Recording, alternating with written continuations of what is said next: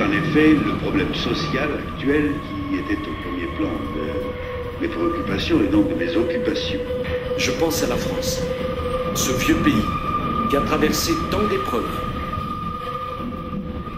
Vers 18h30, étudiants et lycéens s'étaient rassemblés à la place de Frère Rochereau. Ils étaient environ 30 000.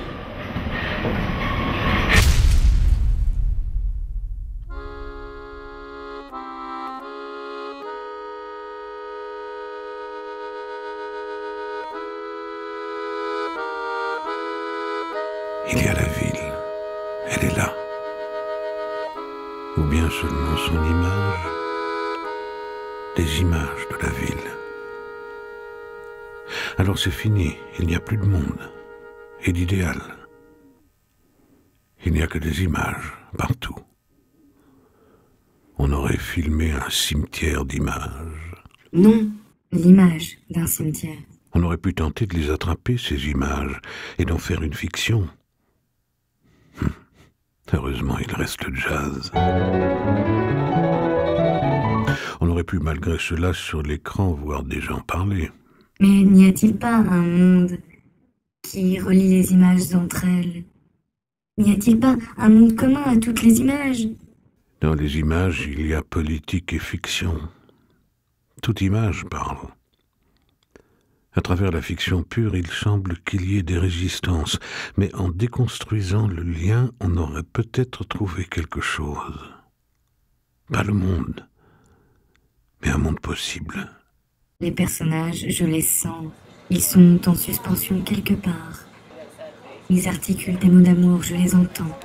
On aurait pu faire un gros plan. Seulement ça.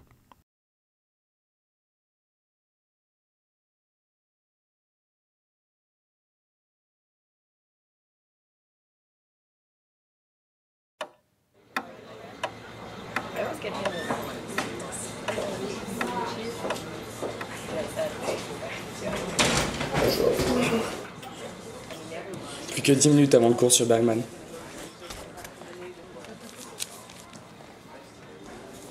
Gabriel, hier j'ai lu un passage de Kant sur la liberté et la démocratie. Moi, je préfère Proust. Kant m'ennuie.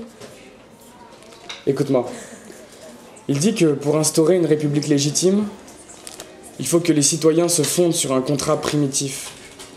Contrat qui émane de la liberté et de l'égalité naturelle de chacun. Je m'en fous. Tu m'énerves. Attends. C'est important. En fait, pour que la République soit légitime, ce pacte doit être sublimé en liberté et en égalité naturelle. Toutes deux fondées sur des lois que les citoyens se donnent délibérément et qu'ils doivent respecter. Paul, arrête de penser. Arrête de penser, Paul. Paul, quand tu penses trop comme ça, tu m'exaspères. La liberté, c'est vrai qu'on a tendance à l'oublier. La liberté, tout au moins, c'est penser. Quand c'est trop grave, il faut penser dans la rue.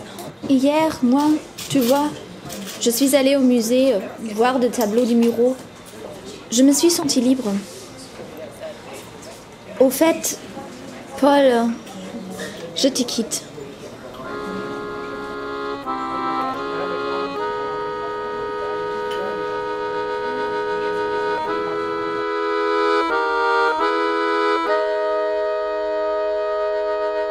Au mois de floraison, mois de métamorphose, mai qui fut sans nuage et juin poignardé.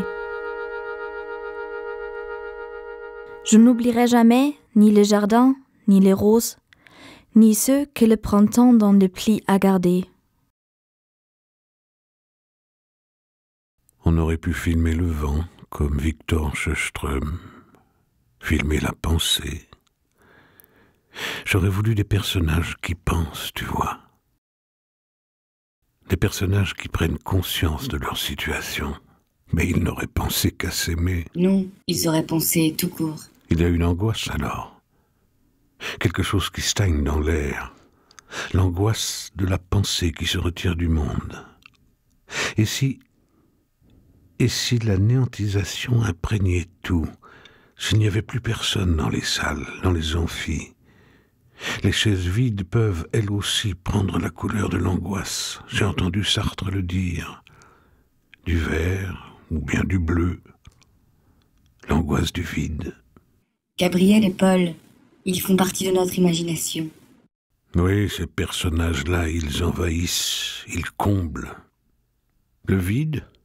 Non, ils comblent le plein des images. Seulement quelques personnages de plus, après tout. Alors non, on n'aurait pas pu l'achever, l'histoire. Les créatures humaines devenues fragments, devenues logos, photocopies, fichiers informatiques, foutons tout en l'air. C'est impossible. La singularité, où se cache-t-elle?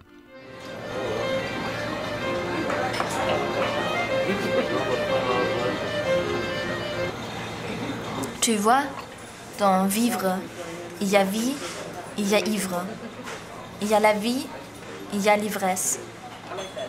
Alors, soyons ivres ensemble. Tu veux?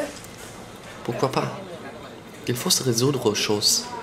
Il y a des choses fatales, tu ne crois pas? Moi, souvent j'ai l'impression que les événements se déroulent sans que je puisse avoir une quelconque incidence sur eux. Je ne suis pas responsable. Ce n'est pas vrai. On est toujours responsable. Je suis libre, alors je suis responsable. Quand je bois, je suis responsable. Quand je marche, je suis responsable. Quand je fume, je suis responsable. Quand je suis malheureuse, je suis responsable. C'est comme ça.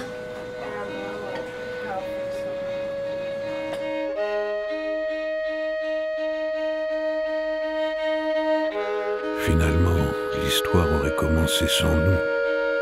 Au sein d'une imagination autonome, le chantier recommence. Pas de mots fins, pas de finalité. Une seule limite précaire. Le chantier, il semble fini. Le Capital de Marx aurait été un bon sujet de film. Mais non, il faut se détourner des vrais buts. Les utopies, les histoires sont infinies. En s'accomplissant, elles disparaîtraient. Alors Gabriel et Alphonse, ils auraient peut-être pu rester là, juste là, dans l'éternité d'un monde possible, le temps d'une image. Coupé, on en refait une dans la foulée. Mais sinon, c'est très bien les acteurs. Hein. Moteur. Silence. Action.